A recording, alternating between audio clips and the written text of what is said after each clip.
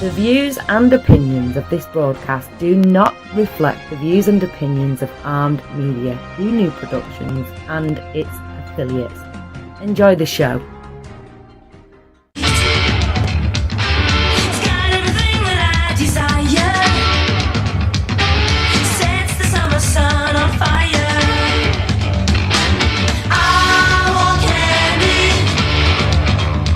What's up, everybody? Welcome to Ask for Candy. 101 ways to make your love and your life sweeter. And it is episode 4, y'all. Woo!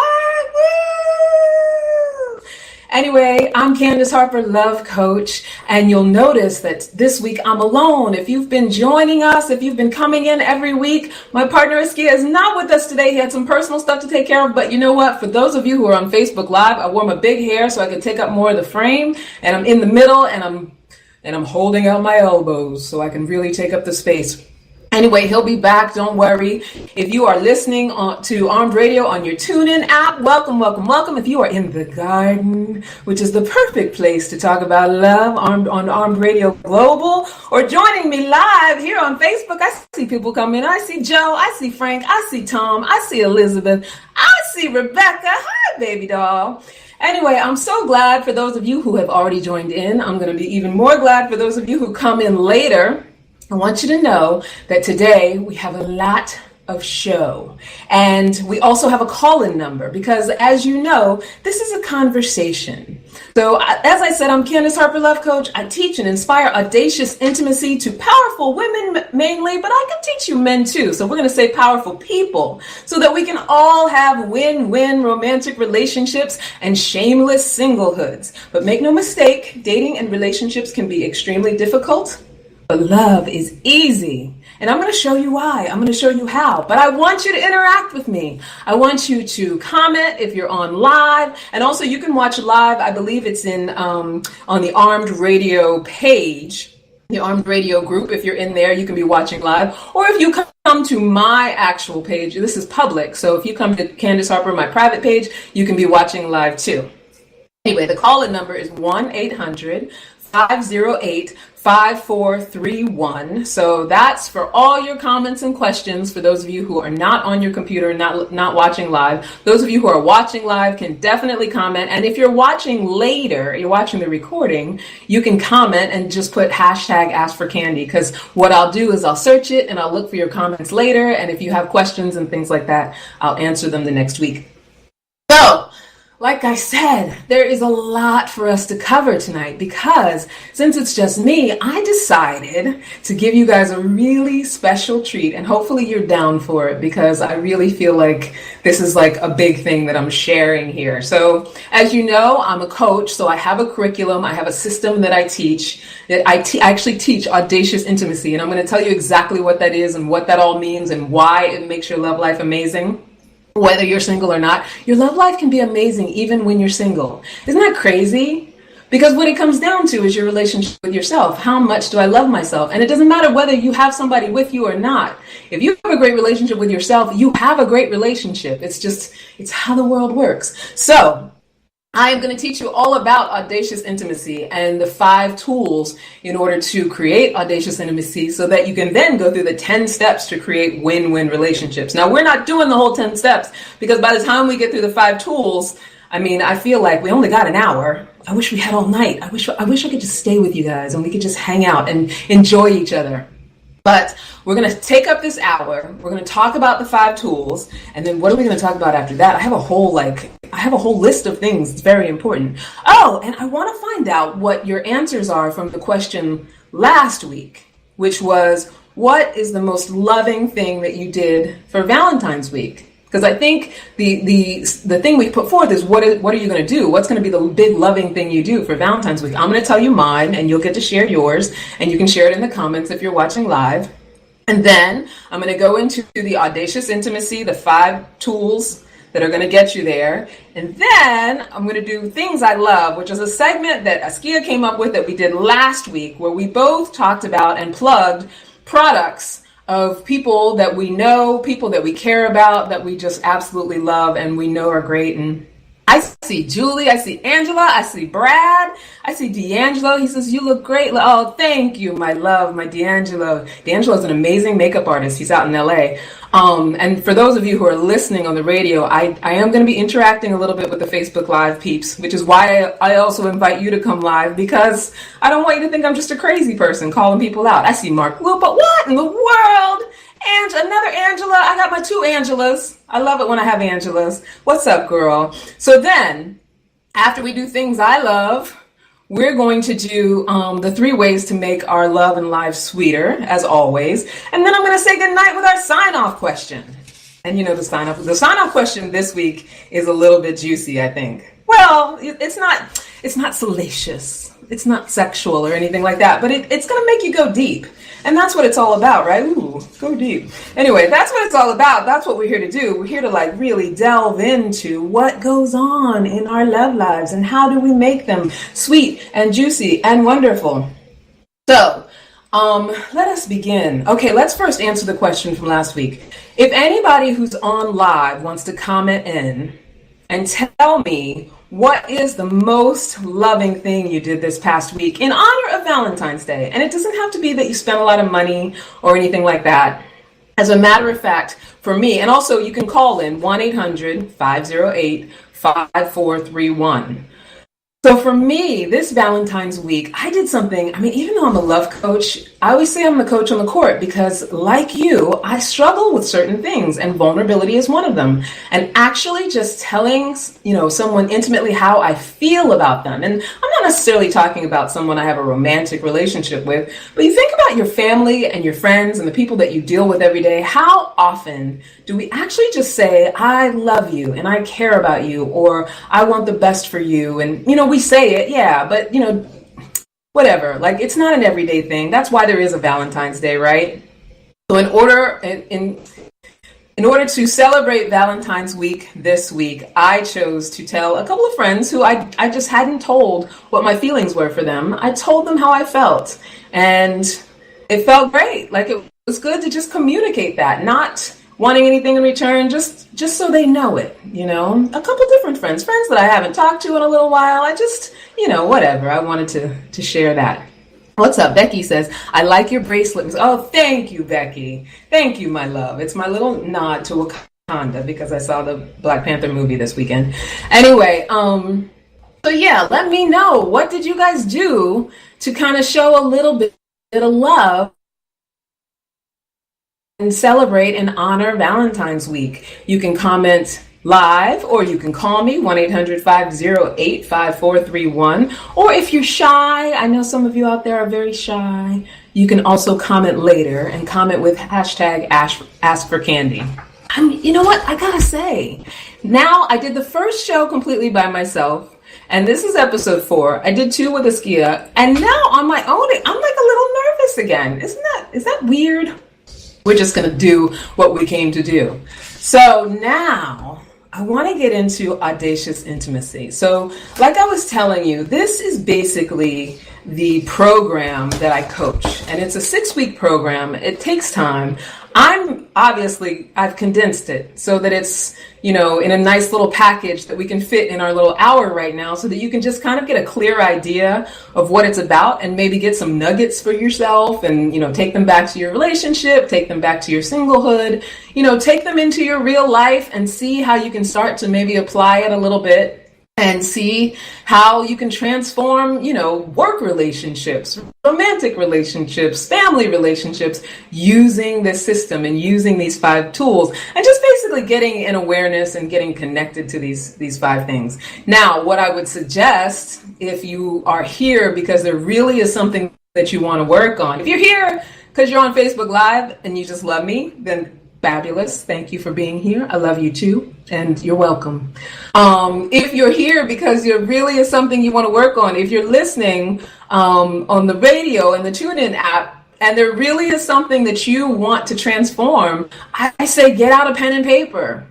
Because I don't normally give out this information for free. I might give this out on a webinar at some point, but this is some valuable information, and I don't want you to miss it. If you want it, if you need it, write it down. Get it down right now. So the 5 tools, let's go through. Now, I call them my C words because they all magically start with C, and it's nothing filthy for those of you with a dirty mind, but they all do kind of start with C because there's clarity and purpose, core happiness, communication, and courageous compassion. That's a double C. But let's go through these things because I know you're probably saying, oh, yeah, I know about all that stuff. But let's, like, what we don't do, and I know for myself, what I didn't do for a long time, especially when I was training to become a coach and, going through different transformational classes and things like that, I discover every time I'm learning, every time I read a new book, every time I take a new class to improve my coaching abilities, I discover some things that I might know in my head, but that I'm not necessarily applying in my life. Because that stuff, it's like, you can think you know it, but there's blind spots. We don't know what we don't know. We don't know, how we're affecting people, how we're impacting our lives, and that's not our intention until we get into some level of awareness about it and actually start practicing what we say. Like when our actions and our words start to match up. Like you'll have people who are like, oh, I'm never late, but then that's the person who's always late. But in their mind, they're telling themselves a story. Like we do that with really important things in our life all the time. So, of course, when it comes to that big transformational stuff, it's like, no, I'm very communicative. Meanwhile, every time I get mad, I shut down and don't say anything. That's what a lot of us do. I'm myself included. And I'm sure there's still some things there that, I need to work out. We all need to work this stuff out. So now, number 1, the first tool for creating audacious intimacy. And when I say audacious intimacy, I'm not just talking about like a sexual relationship. I'm not necessarily just talking about romantic, but we're putting it in the context of a romantic relationship because that's the ruling relationship, right? If we can master that, we can master everything. So the very first tool for creating audacious intimacy is having clarity and purpose. Let that sink in. Everybody needs clarity and purpose. And not just for your relationship. Actually, you need it for yourself first. And by clarity and purpose, what I mean is like what motivates you and drives you in a sustainable way? What is your why? Like what do you feel like you exist? Why do you choose to feel like you exist? What is important to you? Who are you? Like not just, I want to be with somebody who's 6'6" and makes 6 figures and, all that stuff. Like, who are you as a human being? Like clear purpose. What are you here to contribute to the world? What do you feel like you can contribute to the world? And I have said this before because I do believe that our purpose is where our talents and our passions and our challenges all come together in like a perfect storm. And, that's a great way to sort of figure it out if you haven't figured it out. But if you want to be someone who knows how to create intimacy with other people, you got to be just so like in touch with that. And it might change. Whatever you decide your purpose is on this earth, that might change. You might, as you grow, as we get older, we go through different phases of our life, how we see ourselves. That changes over the years. So it's not something that is static that you have to stick with, but it does have to be something that you feel committed to, that there's skin in the game. Like, I know that my purpose on this earth is to teach people how to love themselves and to teach myself first, right? I know that's my purpose. So I'm so connected to it that everything that I do is it's a choice out of that purpose. So if it aligns with teaching someone how to love themselves, if it aligns with supporting myself and loving myself in an accepted, non-narcissistic way, then that's how I know to do it. It's how I know to drive forward. It's how I know how to be motivated. What is the reason for my life? And, and I like to argue that we are all multi-purpose. Like, there's the reasons for our existence that we may not have any idea of. Like, you might be an organ donor and God forbid if something happened to you, you might be the cause of someone else living. And that's a purpose that you don't necessarily, you choose it because you choose to be an organ donor, but you don't know that that's, what your fate will be or, how it's going to result for you. But you can you can choose a purpose in a way that you are actually choosing your life's result and what you're contributing to the world. So first and foremost, let's get hyper clarity on that. And so, the thing is that it's all of this stuff, all of this transformation stuff is not a light switch that you turn on and off. I mean, there are times you can just get it.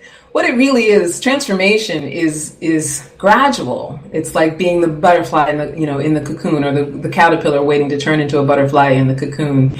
It's why I liken it to a yoga practice. It's because we put these things in practice. So let's say, through this conversation, you're starting to feel like, oh, well, I'm not really sure of my purpose, or, I don't really know what that means or how to connect that with who I am. It's time to just start exploring it and start your transformation and start seeing how you can get clear on that. So, always be looking for that clarity, always be looking for just an assuredness of what your purpose is, what you're trying to do, and where you're trying to get to. It works for you individually. It works for your relationships. It works for any groups that you ever get involved in. If you work with a group of people, if you work with a team, the most important part of working on a team is that you have a purpose and that you have a why, and you know what the hell you're doing and why the hell you're doing it. Because when we don't know where we're trying to get to, there's a lot of infighting and misunderstanding. And obviously, the bigger the group gets and the less people really are on the same page as far as what the end goal is, the more conflict there is. I mean, just look at the political situation today. I'm not going to go into politics because this is not a political show, but it's a perfect example of like when there's just so many energies going in different directions, what happens is conflict and resistance and resentment and nothing good. And the same thing happens between two people. The same thing happens with yourself. When you don't know who you are or where you're going and you're not clear about why you're here or what's important to you, it's like you're searching for your spine in the weeds. You don't know. You just don't know what to do. Maybe you do drugs or, and I'm not saying everybody who does drugs has no purpose. What I'm saying is that sometimes that's the choice, rather than getting clarity and actually, getting active about what I'm clear about. The choice is just to kind of check out, maybe be, on the couch or whatever it is. We've all been there. I've been in that stage of my life where I just want to be on the couch. Trust me. So I'm going to ask you 3 questions, and feel free to answer here on Facebook Live, or you could just write them in your notebook and have it be very personal. It can be very personal to you. I don't want you to feel like you have to publicize this process, because it is a very personal process. But here are the 3 questions for the very first tool for audacious intimacy. What is your purpose? And if you don't have an answer, it's time to just start the exploration. This is not a time to make yourself wrong or to shame yourself or to feel bad about it. Just explore it, figure it out. If you're young, you got a lot of time. So take your time. Express your purpose. So if you know it, then there must be something that you're doing, that you're expressing it, and that you're giving it, you're putting it out there in the world in some way or another. Maybe you're a firefighter and you're saving people. I see new people have joined. I see Natasha and Wayne and Pascal. My friend Wayne is actually a police officer. So there you have it. I'm assuming that's part of his purpose, and being part of public safety and, helping people and all of that stuff. He's showing it. D'Angelo says, my purpose is to write and inspire. I love that. And you know what? D'Angelo's my friend, and that's what he does. He writes and he inspires, and he's a great makeup artist too, which, I'm sure that aligns with the inspiration, because he's an artist, a creative. So think about that. What is your purpose and what are you doing to express it? And are you grounded and connected to it? Meaning that, do you have skin in the game? Are you like I was for a long time, where I was like, oh, I know I'm supposed to be helping people, but I don't know exactly how I want to do it. I know I like to talk a lot, clearly. I know I like to write. So I'll write a blog maybe a few times. I'm not really sure. So what I didn't have at that time was a clear connection to my purpose. And so that's why I say it's clarity and purpose. I'm purposeful and I'm clear on what I need to do in order to express it. So that's what you want to be working towards. Tool number 1 for creating audacious intimacy. You start with yourself, clarity and purpose. On to tool number 2, core happiness.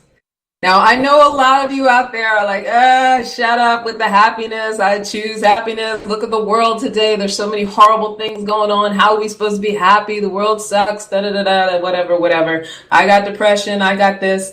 I get it. Trust me, I get it. You're talking to someone who has survived depression and anxiety. I totally get it. There's a lot of things that happen in this world that absolutely go against what we feel, what we believe to be the right thing, and what we would like to have happen. A lot of things in this world that we don't understand. This is a scary world that we live in. Clearly, it is. But here's the thing.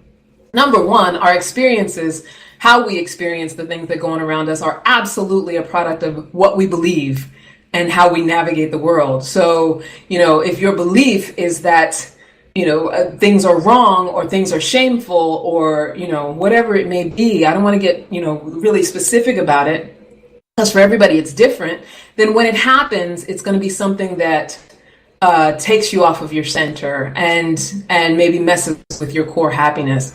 But the reason that I say that, it's possible for everyone to have core happiness is because what that is it's really just acceptance. It's not that you're bouncing around like the Easter Bunny all the time. And it's not that you're Pollyanna and making a silver lining out of everything, but it's at your core, you have gratitude. And at your core, you can focus on the things that are working enough to get you through the things that aren't working. That your default is, it's going to work out. Your default is trust and stability. Your default state is, I want to make this good, even when it doesn't seem like it's right.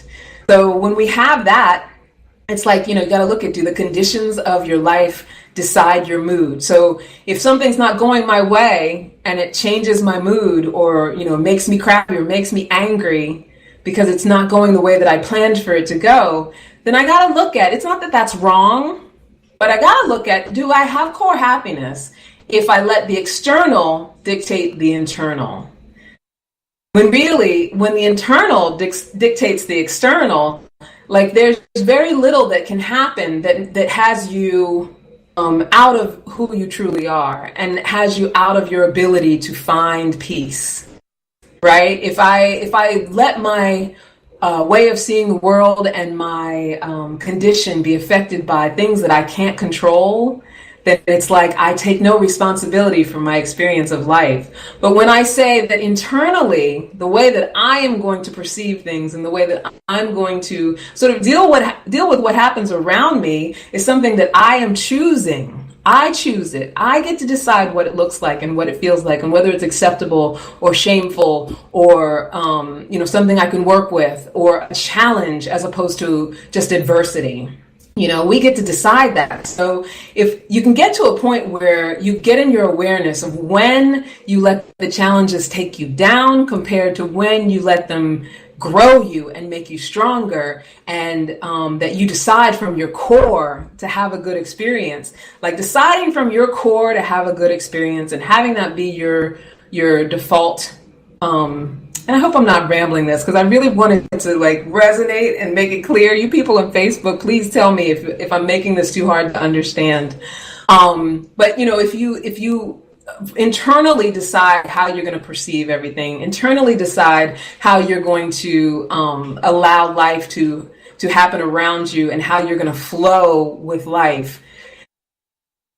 It's a completely different experience because we all get the same sort of, we all don't get the job at some point. We all don't, win at the game at some point. We all have someone pass away.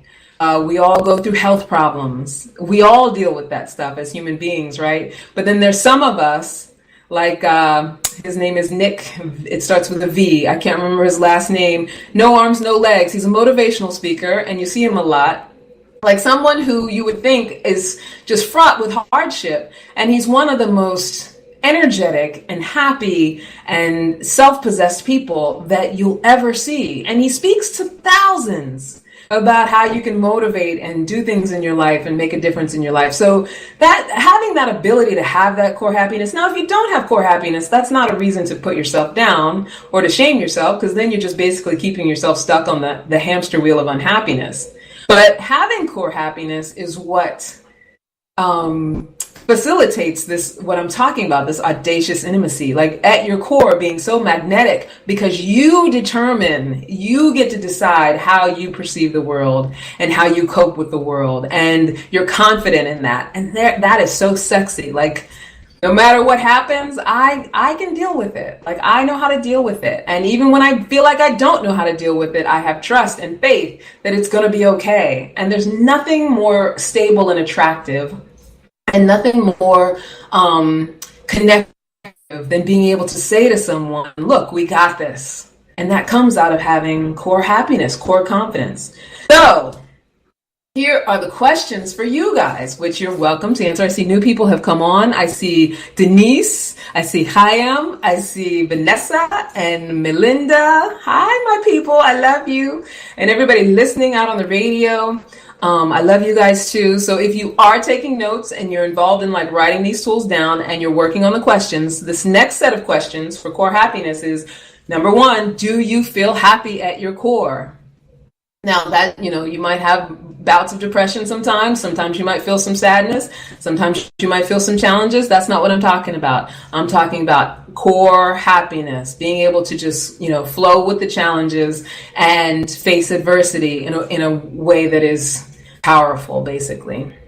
And then the next question is, do you know what it takes to shift your mind state? So in the times when you do feel really sad or do feel really down, do you go into a place of like hopelessness? Do you give up? Or are you someone who's like, you know what? This is tough, but we're going to make it through. That, it's just one of those things. Like when you really want to create audacious intimacy with someone, and audacious intimacy is important to you, being able to be that person who is just, and I'm not saying you always have to be a rock, you can't ever cry tears. Tears are very important, and it's a very powerful thing to be able to cry your tears. But what I'm talking about is just being able to shift that mind state and actually look at it like, okay, I'm feeling sad. Like the other day I'm feeling sad right now. So I gotta be able to like look, well, why am I feeling sad? Like, what am I telling myself? What happened? What's going on? Well, there's this and there's that and there's this in the world. All things that I can't control in this moment. There's nothing that I can do about them. And my sadness absolutely can't do anything about it. So just being able to observe ourselves, observe our emotions is a big thing. And that is how we connect with other people too. It's like, I own my emotions. I take responsibility for them. I don't have to blame the world. I don't have to blame you. You can't connect with someone while you're blaming them for your feelings. Even if it feels like whatever they did was so shitty. You can't blame people for how you feel or how you perceive it or what you make it mean. Even if it's like, they cheat on you or they're abusive or any of those things, it's like, we have to choose. We have to choose whether or not to be victims of someone else's behavior. That's a choice that we make. I hate to say it, but it is. And then the third question is, where do you tend to focus your energies? Towards the negative things or the more positive things? So those all fall under core happiness, and discovering how to core happiness comes from like really being able to explore those questions and get into it. Whew, you guys, we're only at number 2. It's already 8. But there's so much information here. I don't want to skimp on anything, but I do want to say, I want to check in with everybody and give you guys a moment to kind of catch up. I know I'm doing a lot of talking, and I don't want to just talk you to death about it.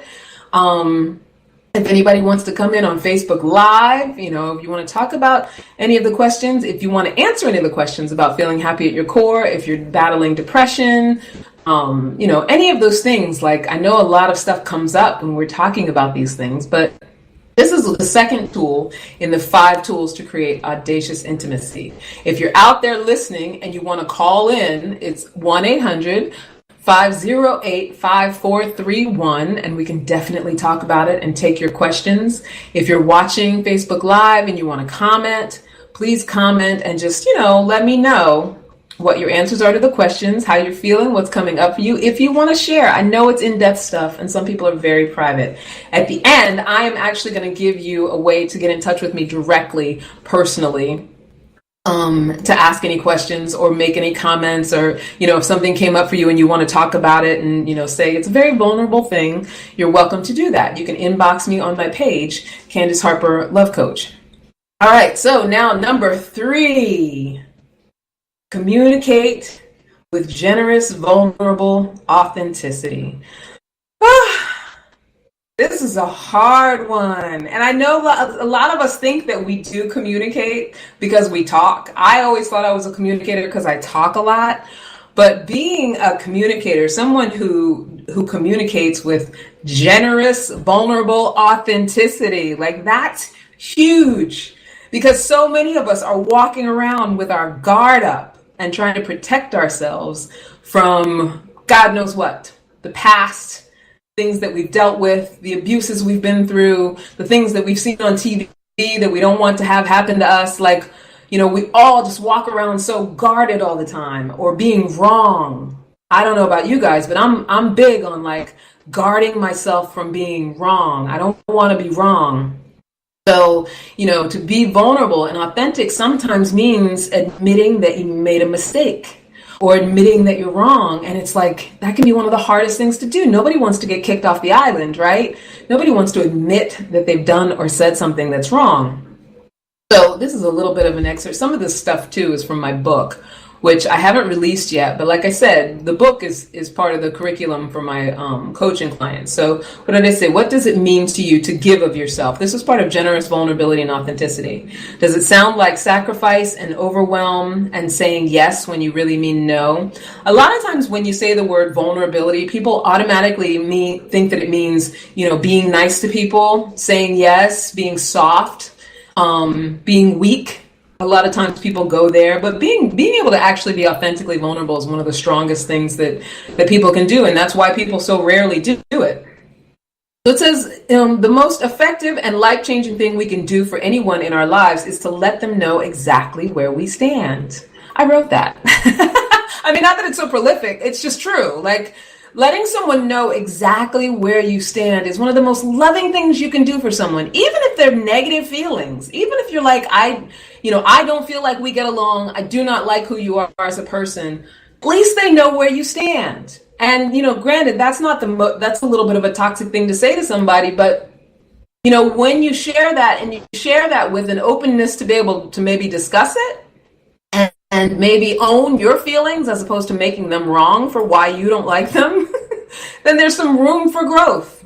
And maybe that means, the relationship needs to end and you need to say goodbye. Or maybe it means that there just needs to be a conversation had. Like, I don't understand why you do what you do. You don't understand why I do what I do. But without that willingness to really get vulnerable and say something that might piss somebody off, or might, change their life, or might make them think differently, or might get you kicked off the island, that is a hugely scary thing to do. And we rarely like to do it. But I tell you, when we can do it, that's what creates intimacy. That is what creates intimacy. In the woo-woo spiritual world, they like to say, into me see. So vulnerability and just being able to say what's there for you is how that's how you show into you. That's how people get to connect with you. It's not just about getting naked together, right? So let's see, what else did I write here? Contrary to what most people believe about vulnerability, it does not mean sacrificing yourself or crying at the drop of a hat or necessarily being soft. It actually takes a great deal of strength, because sometimes it means admitting that we were wrong, scared, irresponsible, ashamed, etc. Sometimes we have to admit those things, right? Sometimes we got to let people know. I see Brandon. Hey, Brandon. Brandon just joined. He says, hey, sexy Candice. Thanks, Brandon. Hey. And authentic vulnerability is knowing how to share exactly what's on your mind without being callous or hurtful, but in a way that other people can love, respect, and find irresistible. It's taking a stand for yourself. It's responsibility and ownership of your feelings. And a lot of this comes down to is like just owning how you feel, whether you, without judging it. Like, you feel how you feel, and it's, you're not judging it, and without being attached to it. I think that maybe you feel how you feel because you're perceiving something in the wrong way, or you feel how you feel because the way you feel yourself or whatever. But it's the willingness to own it. Like, this is what's here for me, and I'm sharing that with you. I'm letting you know, and that's authentically who I am. Also, with the authenticity, it goes back to the clarity of purpose. That's how we get to be authentic, when we're so clear about our why, and our purpose. Like, when we're clear about that, it's so easy to just like say, this is who I am and this is what I'm about. This is what I want. And I don't have to attach it to you. I don't have to force you to give it to me. You don't have to be what I choose for you. This is what I choose for me. There's nothing sexier than when someone is just like, this is who I am. Take me or leave me. Leave me? Okay. You don't want it? That's all right. Because there's so many people out there that will. There's nothing sexier than that. And maybe that's just me. Maybe you guys find it sexy when someone says their representative or pretends to be one way when they're really another. I don't find that sexy at all. And I don't find dishonesty sexy. I don't think that, putting on a facade, which that's one thing about social media, is that it's so easy for people to put on a facade of happiness, a facade of vulnerability, a facade of, happy with this relationship and whatever. But, when we're face to face and we get real with each other and actually say what's on our mind, that's connection. I mean, that's what love is, especially when we can do that and accept it from each other. I mean, I have a best friend. I don't know if she's on Facebook Live. I don't think she's on the Facebook Live right now, but she's somebody who I can rely on, that I can just say whatever it is that's there for me. And sometimes it's about me. Sometimes, I make it about her, but whatever. We have an interaction, and sometimes we get mad at each other, but we know it's, we're soul sisters. We're always going to be friends. It's always going to be cool. And that's what makes our relationship extremely intimate, because we understand each other and accept each other. We see each other. We see who each other are, and we accept each other. So, that's number 3 in creating this audacious intimacy. So far, what have we done? We got clear and purposeful. We got clarity and purpose. We got core happiness. And we got communicating with generous vulnerability and authenticity. So now, what are the questions for generous vulnerability and authenticity and that kind of communication? And you guys, like I said, you can answer in Facebook Live, or you can call me at 1-800-508-5431 and let me know what you think and what's coming up for you. Even if you're like, you know what, bitch, stop, because I've been through this and that and this and that and that. Even if you're to, please call me, because I would love to talk to you. I would love to talk you down off of your ledge and get you back to your core happiness. So the questions for communicating with generous vulnerability and authenticity. Number 1, what are some ways that you express vulnerability? If you're not going to answer live, if you're not going to engage, that's fine. Because like I said, this is intimate, private, personal stuff. So feel free to write this question down and answer it for yourself. Put it in your journal. Everybody needs a journal. I don't care if you're a man, you need a man journal. You need a man diary. So number 1, what are some ways that you express vulnerability? Number 2, how often do you communicate when something does not work for you? How often do you let people know when something doesn't work for you? And one thing I noticed too is that when you're dealing with someone who doesn't speak up for themselves and you speak up for yourself, they resent you for it. I had this crazy but and this was semi-recent, so it's not going to be any of you people who are on here, because some of you people I've lived with too. But, just was someone who was so passive-aggressive, and would never admit to her needs. Just would never just say, this is what I want, or could you, or can I? And so when I would do it, she would turn it, she would, like, how dare you ask me to do that? She would take it as an insult, because she was so busy trying to be nice and trying to pretend that she was nice, when inside she was seething and hating me, because she, I guess expected me to read her mind, expected me to know what it was that she needed. And, this is all hindsight stuff. It's like in the moment, you're like, what's wrong with this person? Why are they slamming doors? And that sort of thing, it's like, it's so not connective. I mean, it's like the anti-intimacy, when we're not willing to say what's there for us or just ask for what we need. It's like, it's the killer of intimacy, actually. It's the opposite. So how often do you communicate when something does not work for you? Number 3, are you willing to share who you are? So we do all of this work in the beginning of my coaching program, getting clear and purposeful and knowing why I exist. I know why I'm here. I know who I am. And now if I want to be intimate with someone, whether it's one or a group, I got to be willing to share that. I got to be willing to let people know. That's why I shared it with all of you, what my purpose is and why I'm here and, why it's important to me. That's intimacy. Like now you see me and you might judge it, you might see it a certain way, you can believe it or not believe it or whatever, however you choose to perceive it is totally all about you. That has nothing to do with me. But that's how we get to know each other. That's how we connect. So that's number 3. Are you willing to share who you are? So those are the 3 questions to just kind of write down, answer on here if you choose to. You're welcome to if you like. But we got to keep moving. I can't believe how fast this hour is going because I still have 2 more. So the 4th tool is courageous compassion. Wow, this one's big. Because this goes back to like I was talking about, it's where it's just not about just trying to be nice. It's not about being nice with people, but compassion is extremely important. Authentic compassion, though, and it takes a lot of courage. I wrote, love can be fearful. Loving, understanding someone, especially in the times that we don't think they deserve it.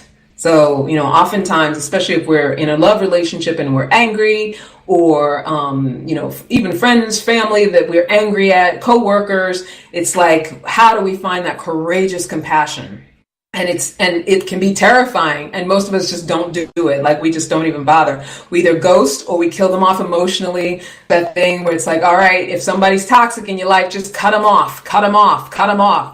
But see, that's the problem. It's like we're so quick to do that. And I'm not saying there aren't some people that you just don't need in your life. I mean, that goes without saying. There's people that just, they're not there for support. They're not there to support you and they don't want any support. They're going to bring you down. And they're usually, got some issues going on in their life that they haven't dealt with and all of that stuff, whatever. But what I'm talking about is our everyday, moving in and out of like with our coworkers, with our friends and family, and with someone that we've chosen to love in a romantic relationship.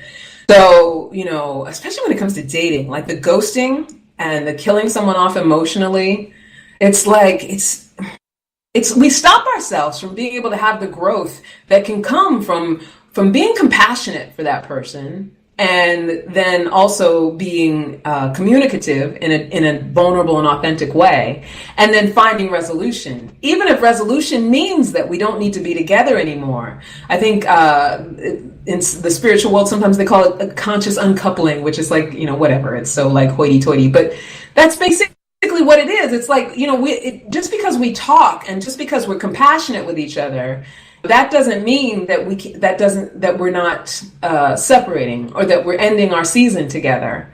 And also, if we don't want to end our season together, we have to find that compassion. I don't understand like these people who stay in these like long marriages, my parents included, where it's just like they're at each other constantly. Like, I'm not going to leave you for nothing.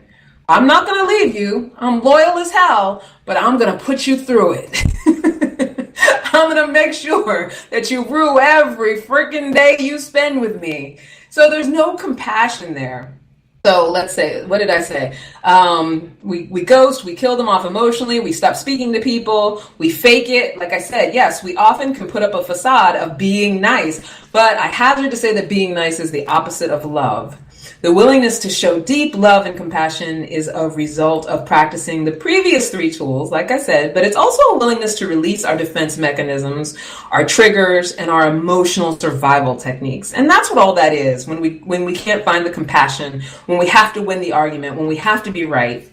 The willingness to break the ice after a conflict, that's been a big challenge for me in my life. I used to be terrible with ice breaking. Like I would get in fights with people and I just like, you'd have to come to me because I've already killed you off. You've been dead as far as I'm concerned. But if you come with an apology, especially like back in the day in my 20s, come with an apology and a beer and, we'll smoke a cigarette, we'll hang out, everything's cool again, right? We're back to being friends, but you got to come to me because I'm not going to break that ice.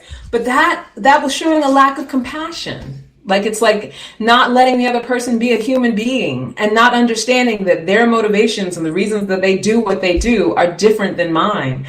And that is a huge part of intimacy, is understanding and being okay with the fact that the way that person thinks is different. And that's okay. Their methods, their habits, the way they see the world, it's okay that it's different than the way you see it.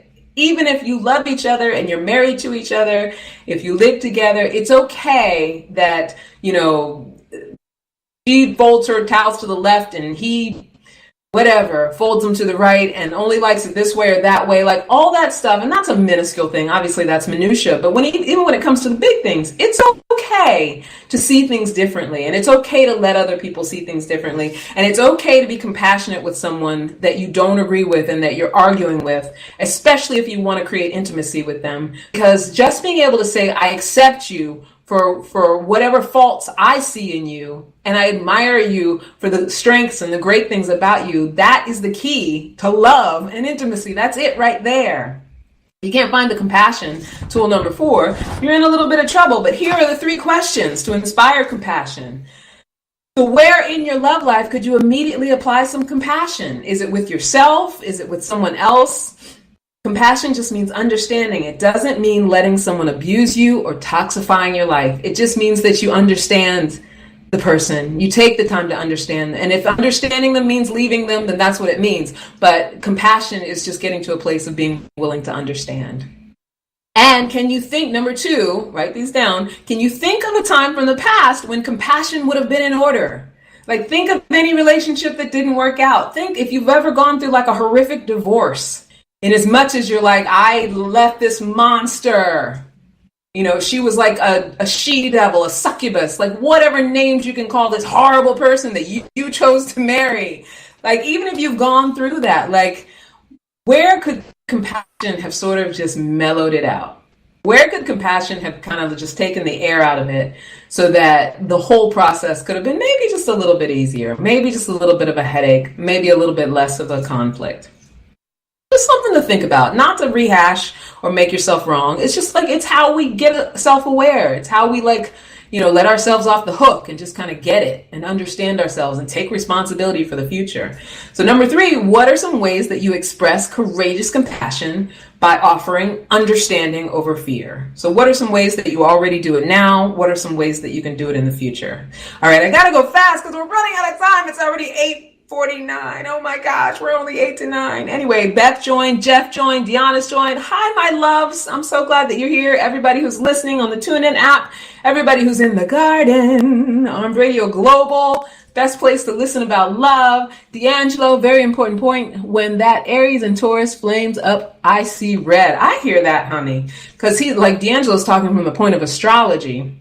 And so, yeah, it's hard to find the compassion sometimes when you're astrologically incompatible, but it's a place of belief. Like, if you're someone who believes in the tenets of astrology and you see yourself and you identify yourself a certain way and you identify others in that certain way, like being able to find the compassion for someone when you have them in an identity and you have yourself in an identity is very difficult. And we all do it. Like, we all sort of create these identities for ourselves. And, whether, I'm an Aquarian goddess and it's who I am.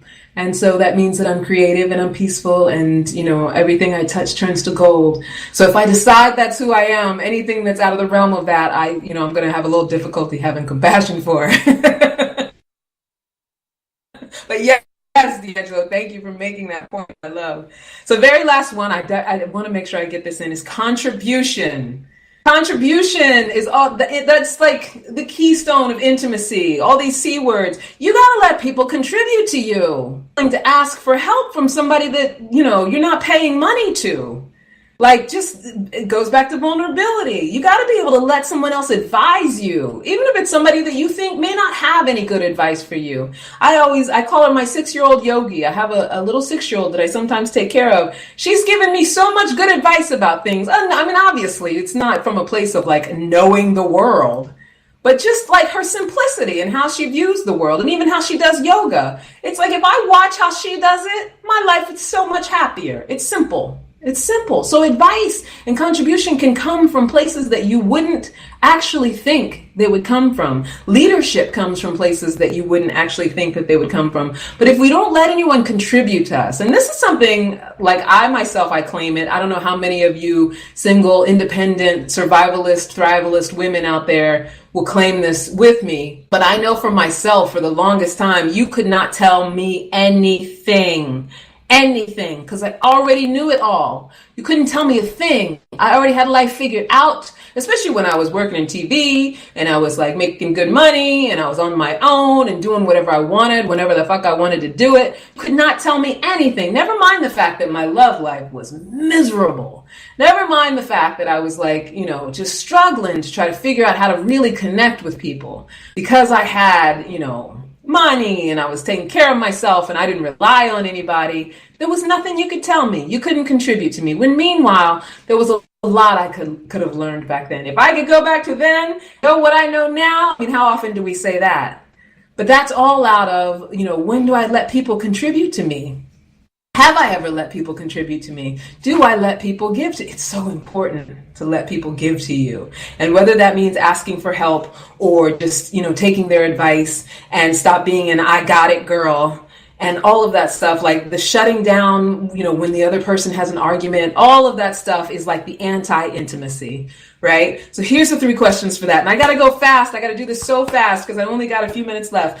Do you have someone in your life who is your counsel? Not someone who tells you what to do or co-signs all of your BS, right? Not someone who's trying to boss you all the time. And not someone who's like along for whatever, like cockamamie ride. Like, when you want to come and you're bitching about that man or you're saying all this stuff about your wife and you have the co-signer who's like, yeah, she's a bitch or yeah, you need to drop him or whatever like that. Those are your co-signers. And there's nothing wrong with those people. They love you. But they're not going to help you grow. But do you have someone who helps you tap into your inner knowing, like that core inner knowing, that intuition, that wisdom that we have that we sometimes ignore when we're in our ego? Like, do you have that person? So ask yourself that question. This one only has 2 questions, luckily. And how often do you ask for help from someone who you are not paying or otherwise in charge of? Who, is not an employee or whatever. How often do you just say, you know what, buddy, I need help with this? Or lover, wife, husband, I need help with this thing. Can you, help me with it? Do you have the time? Can you offer this to me? Can you hear me out? Can you talk to me about this? Can you just be a listening ear? Whatever it is. Can you help me to understand this? Can you clear this up for me? Any of those questions, like get into that practice because that's what intimacy is all about. We're running out of time. Okay, so that's the 5 tools. Those are the 5 main tools that I use in my coaching system, in my coaching program. Of course, when you're really in my program, we get into forgiveness and all of this different kind of stuff that really supports clearing yourself so that you can be vulnerable, clearing yourself so that you can be clear and purposeful and not shaming yourself and, not listening to the negative inner dialogue and all of that stuff and getting all of that out of the way. Of course, that is a big part of the course that we don't have time to go over right now.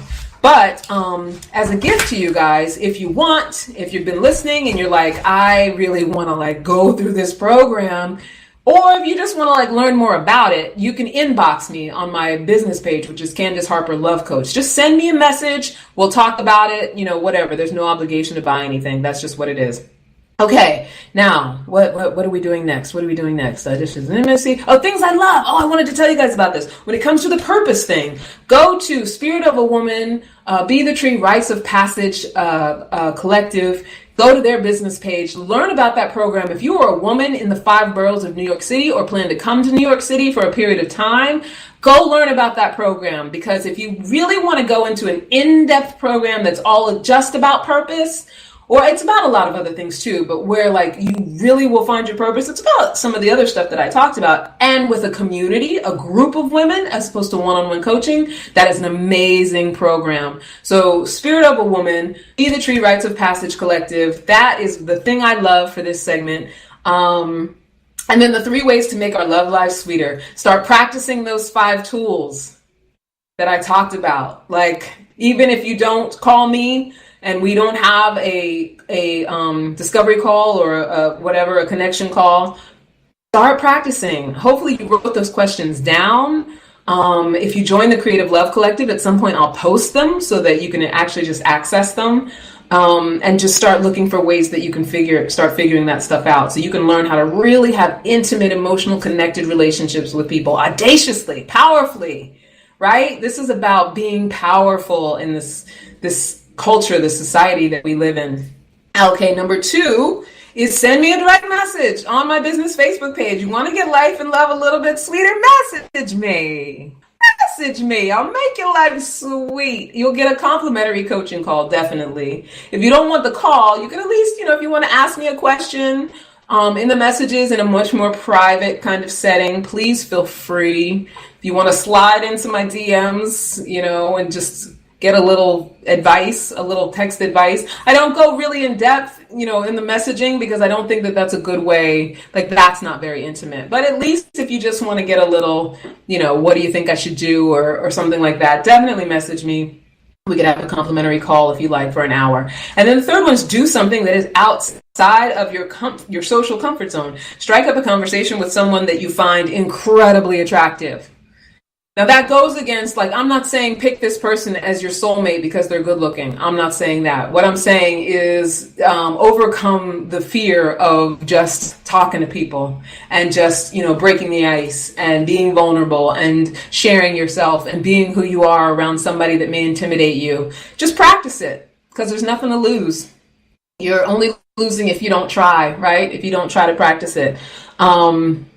So yeah, someone you find incredibly attractive, you could actually tell someone what you're feeling from your heart and not your head, like what's really in your heart for them. Or book a trip to a place that you never imagined going. Anything, just get out of your comfort zone. Get out of your comfort zone. Make your love and your life a little bit sweeter in some way. Whatever resonates for you. Now, here is the final question. We actually made it. We're going to get everything in, which I'm amazed, because I thought I wasn't going to make it. I'm sure there's more I could have talked about, but you know what? There's next week. And next week, maybe we'll have a skier back. We'll see how he's doing, whatever. He might want to jump in with some stuff. But here's the sign-off question. What is the number 1 dating relationship rule that you refuse to break no matter what? The number 1 dating and relationship rule that you refuse to break no matter what. Here we go. I think that I just got my notice that we're about to, I got 40 seconds. So comment either here, hashtag Ask for Candy. If you are listening, come online, come on Facebook, so you can comment on this video later on. And figure it out. We're going to talk about it next week. I'm going to give you my answer. The number 1 dating relationship rule you refuse to break no matter what. Now remember, until next time, never forget you're a love machine. If you ever feel like you're not getting the love you need, just make more. You are a love machine, baby. An intimate DM, I will tell that.